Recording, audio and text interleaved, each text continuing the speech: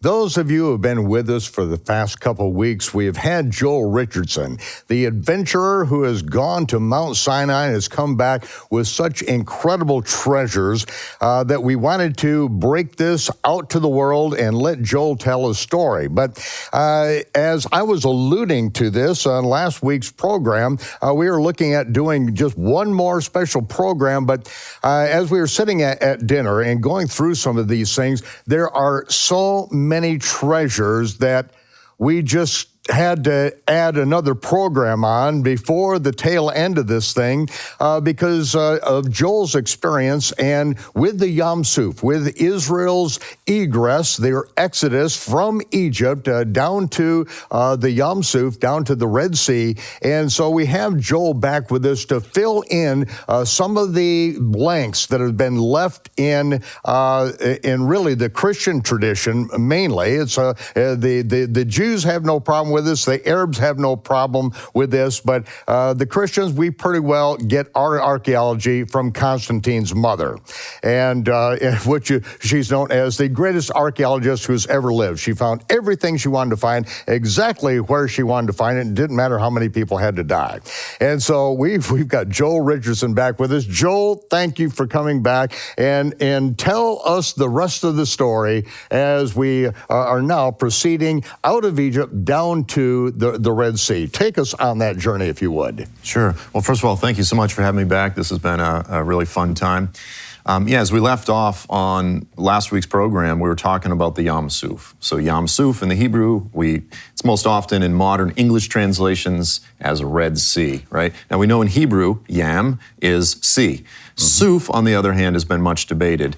Now essentially what happened, I'll just sort of give a little history in terms of to clear away the fog of scholarship and history and just the calcification that happens over time with these false traditions, the compounding errors of time, is essentially the Greeks, they understood the body of water south of the Arabian Peninsula, out sort of in between the Indian Ocean. They called that the Red Sea, the Erythra Thalassa. Okay, so then what happened is when the translators of the Septuagint came along, they come to the Hebrew Yam Suf, and they translated that as Erythra Thalassa, Red Sea. The problem is Suf in Hebrew does not mean red, right? So this was a bad translation. Well, then we sort of move forward in time a little bit, and Jerome comes along with his Latin Vulgate, and he translates it into Latin, again, as Red Sea, as I think it's Maro Rubro or something like this, close. And then eventually this becomes in English, the Red Sea. Well, it's a bad translation. So now modern translators, they go, okay, it's not Red Sea. What should it have been? What should Suf have been translated as? And some argue that it should be reeds. Others argue that it should be the ending or the boundary. Now, I mean, I'm not a Hebrew or not a Greek scholar. I don't pretend to be, but I can read through all the scholarly, articles and the debates and so forth. And to me, it's very clear that the guys who say it means reeds, they're claiming that it's a Hebrew, it's an Egyptian loan word. That they took an Egyptian word and it's sort of been tweaked and it means reeds. The problem is you look through the abundance of the use of this word throughout the scriptures, and that just doesn't work. And so the other guys argue that Suf is simply from the Hebrew sof, which means the end or boundary. So thus what the scriptures are saying is that the Gulf of Aqaba, that the Red Sea, what we call the Red Sea, that the Bible calls it the sea of the boundary, the sea of the ending. This was the sea at the southern boundary of the Promised Land. Let's see if that works with the rest of the evidence that we have in the scripture then. Right, and this is the thing, is it all falls together. Yam Suf, it's used 24 times in the scriptures. Every time the Bible uses it, every single last time it's used of the body of water known as the Gulf of Aqaba. It identifies it as being right next to Edom. It identifies it as being at the southern boundary of Israel. It identifies it as being next to Elath. That's the modern day city of Eilat. If you move it over there to the western side where the traditionalists try to put it above the Gulf of Suez, it doesn't work. No. Just the maps fall apart. So we were talking about that on the last program, just to sort of jump in and look at another scriptural evidence for this. In Exodus 13:17, it says that when the Israelites left Egypt, it says they didn't follow the path that went from Egypt up to the land of the Philistines. That's basically Gaza. So let's say they're following that Mediterranean coastline. And today, the roads are very similar to what they were back then, these ancient trade routes. We know where they were. It says they didn't go that way. Instead, they went through the desert to the Yam Suf. They went by the way of the desert to the Red Sea. And so I think it's always helpful to have maps. So these are the two paths that they could have taken. It says they went from Egypt over there to Yam Suf. Now, I put a green line up there. The reason I put that there is this is today, it's a body of water called Wadi al-Arish. Okay, it's again part of the Egyptian Sinai. That, according to the scriptures, is the brook of Egypt, also called the boundary of Egypt. This was the border of Egypt.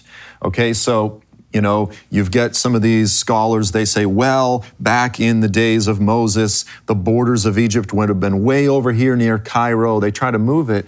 And they can say all that they want. They can quote Herodotus and Strabo and Pliny and all these different guys, the Greco-Roman geographers. And that's all good and fine. But what do the scriptures say? What does the Bible say? The Bible says that Wadi al-Arish is the border of Egypt. So here's the point, is then it goes on and it says that Israel came out of Egypt in martial array. They were in military formation. But the point is, by the time they got to the Red Sea, they were out of Egypt. That only gives us one option. They were not over there near these marshy bodies of water north of the Gulf of Suez. They were over there by the Gulf of Aqaba. They were out of Egypt before they even crossed the Red Sea. The only place the Bible gives us, the only option, is that the Red Sea crossing happened at the Gulf of Aqaba.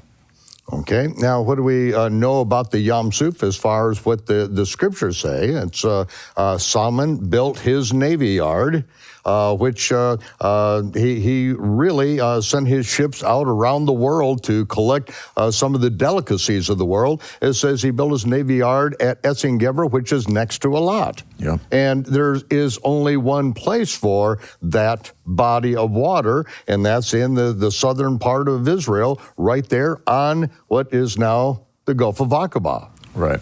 You know, and I'm going to actually quote, I pulled a quote from James Hoffmeyer. It's interesting because he actually says, you know, he argues for 35 pages in his book. Again, Hoffmeyer is like the world's leading authority, Egyptologist among the traditionalists. He says the Constantinian Sinai down there in the Sinai Peninsula, he says that's the real deal. And he says this, he acts like confused. He goes, why First Kings says that the Yam Suf is over there at the Gulf of Aqaba, we may never know. We may never know why. He says, but here's what's clear. This sole example is not enough evidence to move the sea crossing over there. He completely has flipped the biblical testimony upside down. Every single verse that talks about the Yam Suf is over there at the Gulf of Aqaba. Not a single verse moves it over to the western side of the peninsula. There's one verse that talks about the Mediterranean wind blowing the locusts out of the land of Egypt. A lot of English translations say into the Yam Suf. So what they do is they say, well, that must be, again, these bodies of water over there on the western side, but it's a bad translation. The accurate translation is out of the land of Egypt toward the Red Sea, not into the Red Sea, just so you had a Mediterranean wind, it blew the locusts out of the land of Egypt toward the Yam Suf. There is not a single verse in the Bible that allows us to move the Yam Suf anywhere other than the Gulf of Aqaba. And that would sweep the locust out of the land of Egypt. Exactly. So then, you know, now you just take the next logical step. If the crossing was at the Red Sea, Sinai has to be over there in Saudi Arabia. There's no other alternatives. And we know scripturally that it was in the land of Midian. Okay, so this is so critical. Now, again, it's amazing how on every one of these points, the critics, the traditionalists, they're trying to argue their way around it. So what they'll say is they'll go, biblically speaking, there is no land of Midian. The Midianites were nomadic, they were moving around. And I go, yeah, at different times in history, they pop up over here by the land of the Philistines. During the time of Gideon, they're up there in Moab. I go, that's fine, but that's a few hundred or even several hundred years after the Exodus. It says in the scriptures that Moses went and he was shepherding the sheep of Jethro in the land of Midian. scholarly consensus acknowledges that there was a principal ancient homeland of Midian. The scriptures refer to the land of Midian, and we can identify it, we can find it, we can name it, and today it correlates to that area of northwest Saudi Arabia. Specifically, there's a town that's there today. You can go there. I was just there several weeks ago. It's called Al-Bad. In Arabic, it would be like if you say bad as someone's choking you a little bit, and you'll say it right, Al-Bad. I can't do the Arabic, but it's a small town. In ancient times, it was a well-known city, and that is the town that if you read through the ancient Greco-Roman geographers, they call that town specifically Midian or Madium. It was well known during Paul's day, during Josephus' day, the whole Second Temple period, the first century. They knew that today the town of Al-Bad, that was known as Midian. And so this is not a mystery. Again, the fog of scholarship has tried to obfuscate and just blur and sort of muddy this all up. And, when they don't have a good answer, they write a 35-page dissertation. And when you're done, you go, this guy seems awfully smart. But when you just cut through, the scriptures actually are very clear about this issue. Well, it's really amazing what people will do to protect their religion and their religious tradition. Like, that is the most important thing, instead of going for the truth and seeing how the scriptures fit together and tell a coherent story. They will destroy the scriptures so that they can be right, so that their traditions, their religion can be right. That's why I hate religion. I want the truth. I hate religion. And I hate what people will do to lie, to deceive other people, to try to tear the scriptures apart so they can be right. So I appreciate what you're doing. You're actually putting the story together, and you have to go back to some of these ancient languages, and you had to go back to the land. Yeah, and once you're there, it becomes so clear. Now, I'll tell you, when I was in Al-Bad, and here's what's interesting, again, and I've mentioned this on some of the other shows, when you read the critics, when you read the traditionalists, what they try to do is a diversionary tactic. You debated David Rohl, again, a real gentleman, but in that debate, his primary effort is to put all emphasis on Ron Wyatt. Let's pick Ron Wyatt apart. Let's make it about Ron Wyatt. Well, he's not a trained archaeologist. They try to make it about these guys. Okay, I go, obviously, you don't want to deal with the historical facts. So when I got to the town of Al-Bad, again, ancient Midian, do you know what the local Muslims call it? Another name for Al-Bad is Mugher Shu'aib. Shu'aib is the Quranic name for Jethro. Mugher, again, I'm not pronouncing it great, but Mugher, it means the caves.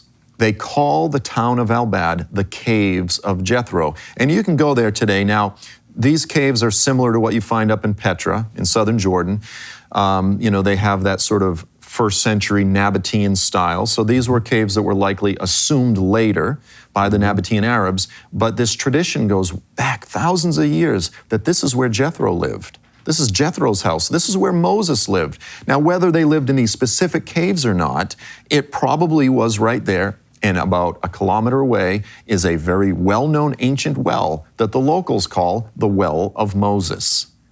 The Well of Moses. So these Arabs, they haven't been to Christian Bible schools in America. They don't have anything that they have to defend, any Christian traditions that came from Constantine's mother that have to be defended. So, these are the names that have been passed on for, literally thousands of years. The Muslims, and this is interesting, the Muslims, including the Quran. Now listen, as a Christian, I say the Quran has a lot of mixed up stories and different things. They've got a lot of anachronisms and historical errors. However, there are times that the Quran does preserve ideas that were common in Arabia in the 7th century, Muhammad's day. And one of these is the tradition that was passed on to them, first by Christians, that was then passed on by Jews. This ancient Jewish, Christian, and now the Muslims have preserved the tradition that this is the ancient land of Midian. I'm going to show you a picture. This is amazing. When you step out of the caves of Jethro, and there's several of them, you step out, you're there in Al-Bad. This is the picture that greets you. This is the horizon that greets you. You're looking out at the two peaks. The mountain on the left, which is slightly to the north, that would be the mountain of Horeb. Okay, then I'll call it the Triple Peaks. Actually, one of those peaks is another mountain that's actually a little closer, but you know, it sort of all blends together. That is Mount Sinai. Okay, so Horeb is a few hundred feet taller, but the mountain just to the south is Sinai. Now, you go, well, wait a minute. I thought Horeb and Sinai. No, if you carefully analyze what the scriptures say, the entire mountain range was known as Horeb. The whole area was known as Horeb, and there was one mountain known as Horeb, but the other mountain where the fire of God came down, that's the mountain specified as Sinai. And so for 40 years, this is probably where Moses stepped out of his house and he was looking, had no idea that someday he would encounter God face to face on the top of that mountain. Right. But that's what you're looking at. And so, you know, this is, again, when you're there, it all comes together. I enhanced that picture a little bit because it was such a hazy day, but it's, you know, it's beautiful to sort of get a feel for it. From there, you know, he could see a bush that's on fire on the side of that mountain that stays on fire. No matter how long it burns, it's not consumed. Right. And so he turns aside to see, what is this?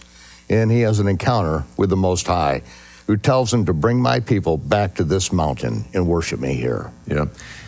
It was a prelude, you know, this fire of God, that this was no question, a mind-bending encounter, but he had no idea what was in store for him. It was a prelude to the fire that would come down from heaven, the actual manifest presence of Yehovah himself in fire and smoke and earthquakes and shakings and trumpets. I mean, just the greatest manifest self-revelation theophany of God in all of human history, right there on the top of that mountain. You know, as you're saying this, Joel, I again go back to that movie theater 50 years ago, and I just, you know, I wanted to get to Mount Sinai, and over this time spending this with you, and just as you're relating this, it's like I feel like I've finally been there, even though I have not been there, but I know that you have, that you've seen these things, you've seen the evidence, and it just, I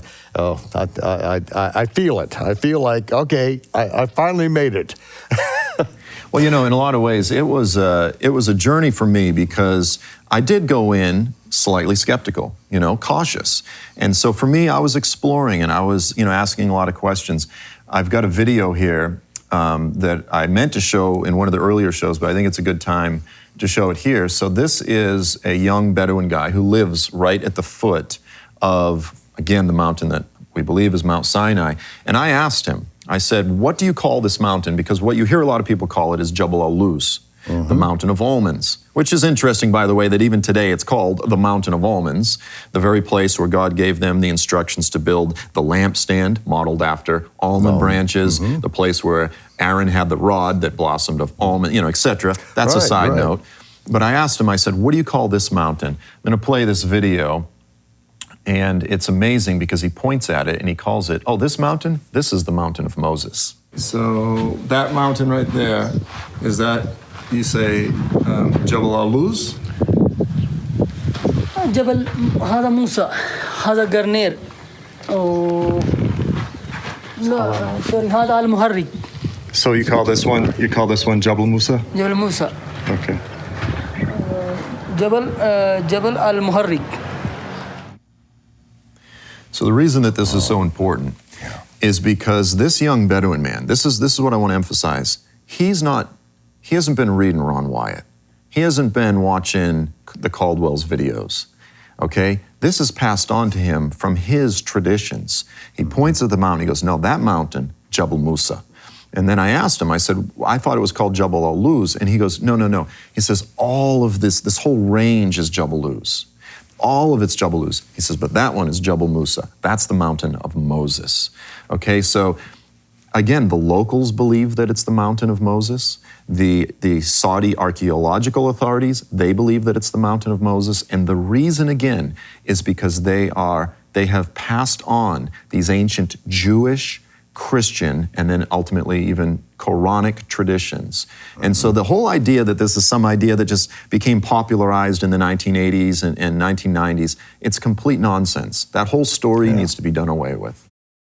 We're back in the land of Midian with Joel Richardson. Joel, tell us, how did we get the translation, the Red Sea? Well, as we touched on in the last program, essentially in the Greco-Roman world, there was a misconception. They didn't understand. If this is interesting, if you look at the maps created the world according to Herodotus, you look at maps the world according to Strabo, they don't have two bodies of water. They don't have the Gulf of Suez and the Gulf of Aqaba. They just have one Gulf. So they didn't even, the Greco-Roman world they were not even aware that the Sinai Peninsula existed. So if you look at their maps, you just have the Arabian Peninsula, then you have Africa, Egypt. And so they were confused. So when the translators of the Septuagint, with this sort of confused Greco-Roman geographic worldview in their head, when they started translating the Septuagint, the Hebrew Old Testament, they came to this word Yam Suf. They didn't know what to do. So it's this Sea of Suf. They go, what is it? They just imported this Greco-Roman name, Arathra-Thalassa, the Red Sea, which was what they referred to as this body of water that's much further south of the Arabian Peninsula. And they imposed it into the Gulf of Aqaba. And so then that made its way into the Septuagint, eventually made its way into the Latin Vulgate. And today, this false Greco-Roman geographic misconception is we still feel the impacts of it in our modern English translations. And so this is something that needs to be put to bed a long time ago. Yeah, man, it completely destroys the biblical narrative. Right, and it throws everybody off. And this is a big part of the reason why the whole church has been looking in the wrong place for the mountain of God, for the Mount Sinai. Right. And a mountain that does not in any way approximate what the biblical record states. You know, there's no way that Moses could go up on that mountain and no one would know where he's gone for 40 days and 40 nights of fasting. And what's become of Moses, this man that brought us out of Egypt? Well, all you had to do is, shout up there. He's right up there at the traditional Mount Sinai. He can't get lost up there. Right. It's probably a lot smaller than what we'd be looking for. And it's much smaller than what Josephus and Philo and some of these Jewish commentators and historians from that period, they describe it as an exceedingly rugged and tall mountain that was really difficult to climb. And that really doesn't align with the traditional site, at all. We have solid evidence. Look, when we started out, we were talking in the last segment about Midian. The Septuagint, this is really interesting. The Septuagint, when you look at the way the translators relate to the town or the city or the land of Midian, whenever they come to that word Midian in Hebrew, they translate it, interestingly, a subtle variation as Madiam. Why Madiam? Well, because in this period, there was a well-known town known as Madiam. So I've got a map here. When you go to the writings of Claudius Ptolemy, he has a work called The Geography, and he documents, coordinates of thousands of cities and spots and all over the ancient world. And here's a map that someone has recreated based on the works of Claudius Ptolemy. He lived shortly just after Paul. But as you can see here, he has two cities really right next to each other. One is called Madiam, Madiama. The other one is called Modiana. Okay, he got confused because of the variation between Midian and Madiam. But he places these two cities right next to each other. Where are they? They're over there in northwest Saudi Arabia. So the point is that translators of the Septuagint, when they saw Midian, they go, oh, this must be Madiam.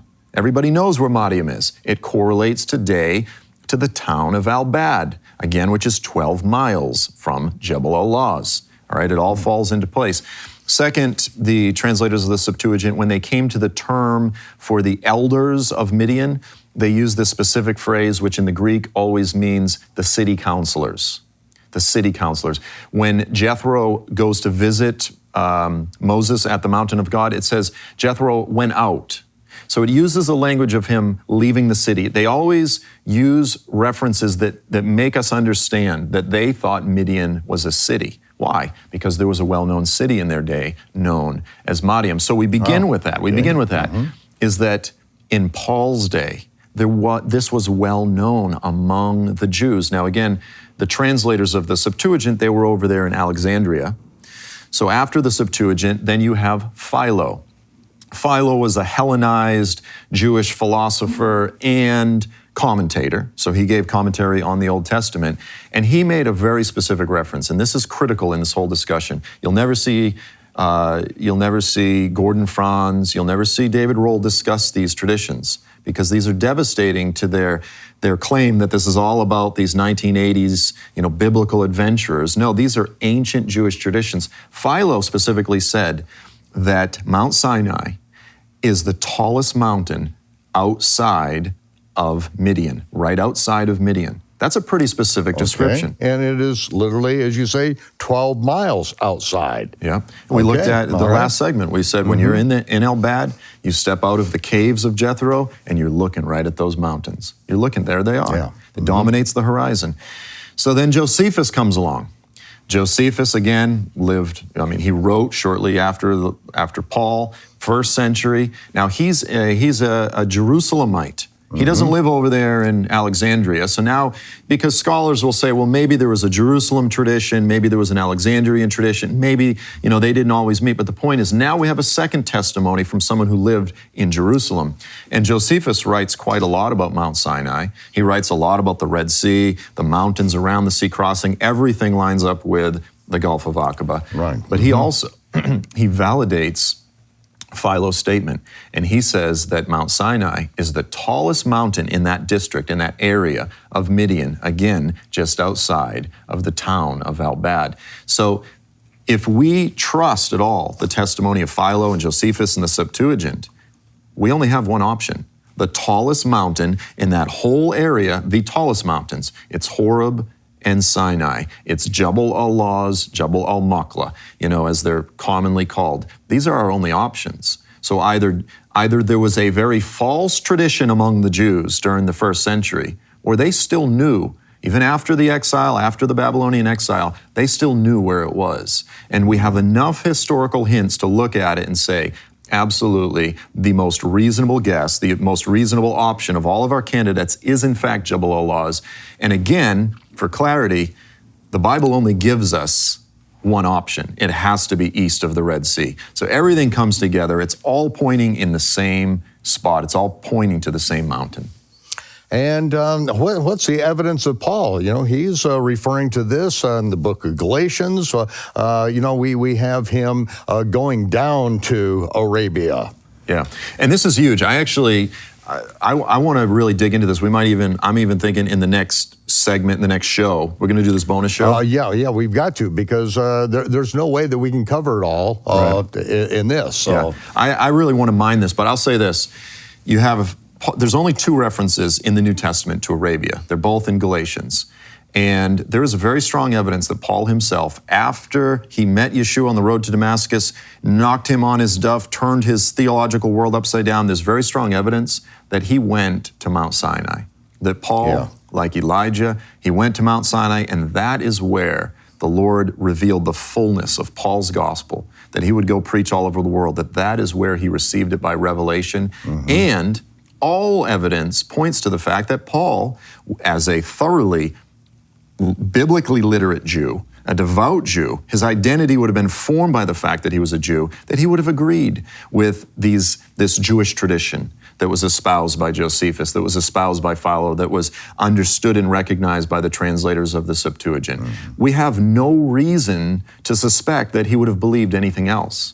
So we know where Paul would have believed it was. The prized student of Gamaliel, having memorized the Torah, as he said, he was more zealous for the Torah than any of his peers. This is the man that was chosen by Yeshua to take the gospel of the kingdom to the Gentiles, because he understood the gospel of the kingdom. Because, he had the schoolmaster. He had the schoolmaster down, and now he can relate it to the Gentiles. And, we of course have stripped Paul from his Jewish context completely in the Christian world. Right. We try to remake him. We try to twist his words. This is what's done consciously, and so there's something that we can't twist, and that's what he says about Mount Sinai. Right.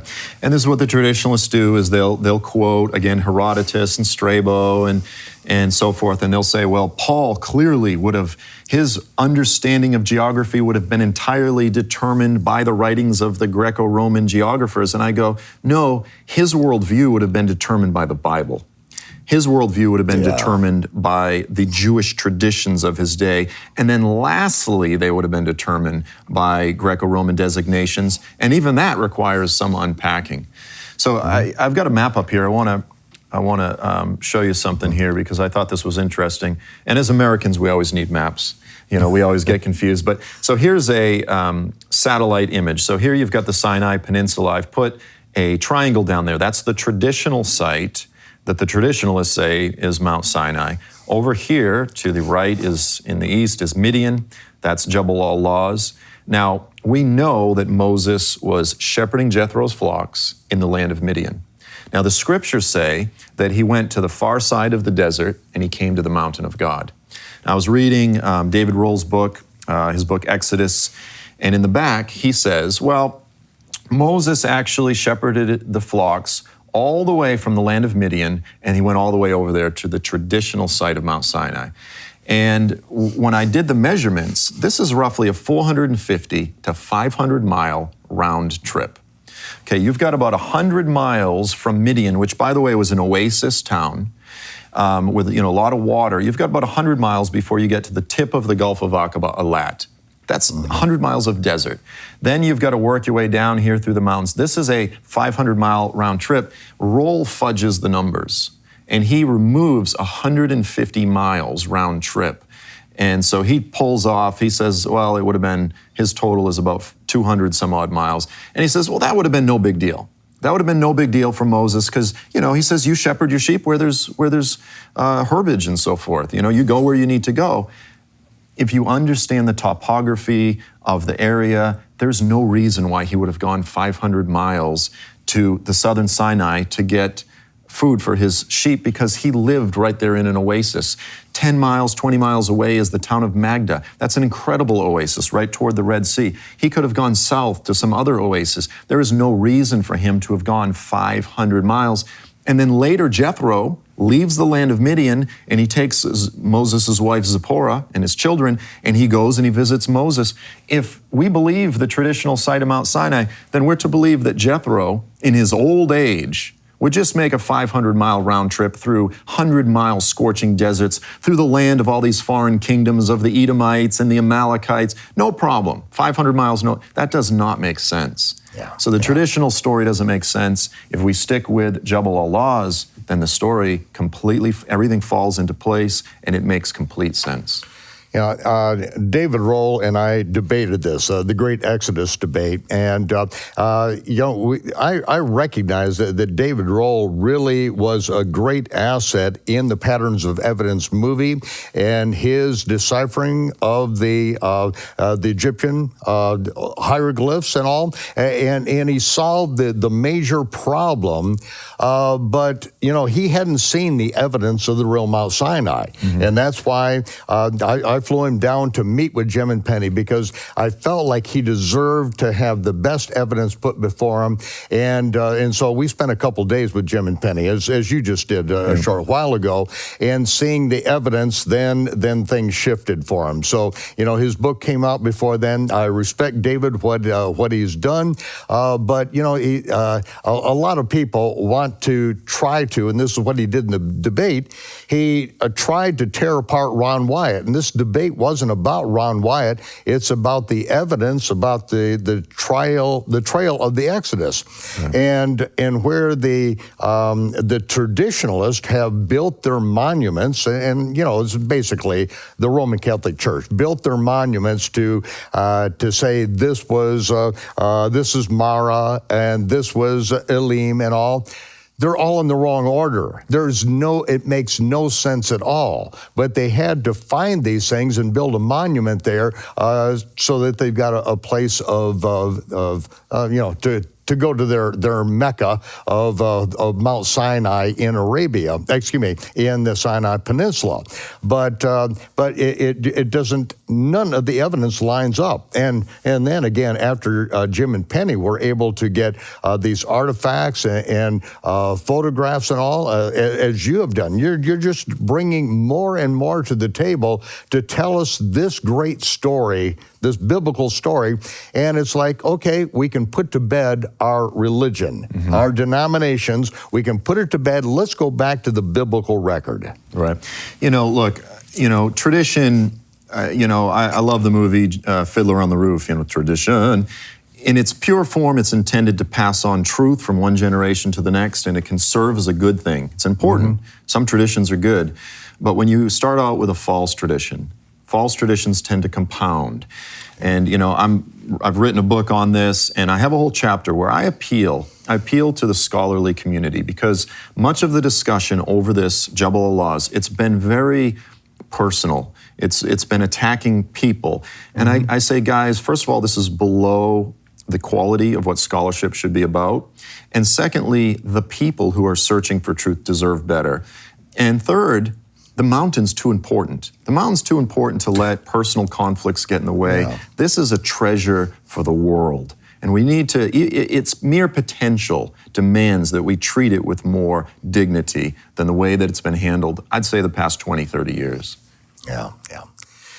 So, take us, continue on with our trip into Midian. Okay, well, so actually I'll give you a little bit of a prelude, because, I think what we said is in the next show we're going to get into... Oh, that's right. We've only got a few minutes. Time is flying by, and we've got a lot to cover next period. Yeah, so in the next show I think we're going to discuss, okay, the traditional site. If this is not the real Mount Sinai, then how did it become the real Mount, or how did it be called the real Mount Sinai? And so I've drilled down, I've worked through all of the historical documents, and I think when we compare the evidence for Jabal al-Lawz with the evidence of the traditional site, we'll see that, in terms of what, on the scales, what the traditional site, it's the emperor wears no clothes. There's nothing. So this is going to be the real Exodus debate. I mean, we're going to deal with the facts on the ground and the faux Mount Sinai, how it became that, and compare it with the real evidence that we have. Yeah, for all intents and purposes, and I don't mean to be derogatory, but it's a tourist attraction. That's all it really is. Now, it's a great place of history. It has a great history in the Christian church in terms of preserving historical documents. We need to acknowledge that. And it's got an interesting history. But in terms of its legitimacy as the real Mount Sinai, it's nothing more than a tourist attraction. And as you said, there's plenty of those in the land of Israel. There's plenty of legitimate sites, but there's plenty of places that have been created as tourist attractions, and the traditional site is nothing more than that. And so, what's interesting about this, again, it's, the thing to say the traditional site is a tourist attraction. As we'll see, there are ancient traditions with regard to the traditional site, but they are well over 600 years in more modern times compared to the Septuagint. Okay, so eventually these traditions develop, but it's much, much later. But here's what's interesting is, even though there was, I'll say, this traditionalist or this Roman Empire was sort of putting their stamp of approval over here on the traditional site, at the same time, a lot of the early Christian writers, they didn't agree with that. This is important because, as we touched on, we had this ancient Jewish tradition that placed Mount Sinai over there in Midian, modern-day northwest Saudi Arabia. And then we have, beyond Paul, of course, in the post-apostolic period, we have Bishop Demetrius, and we read about what he believed in the writings of Eusebius.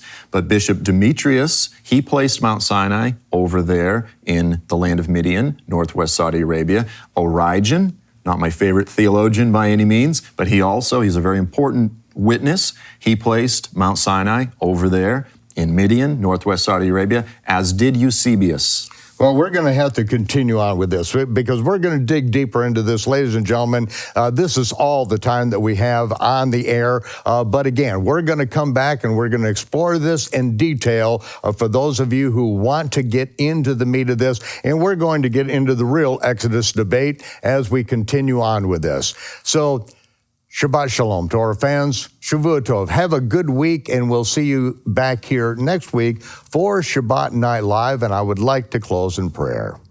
Yivarechecha Yehovah vayishmeraka. Yair Yehovah panav vichunaka. Yisa Yehovah panav v'yasem lecha shalom. B'shem Yeshua HaMashiach Zar Shalom. Amen and amen.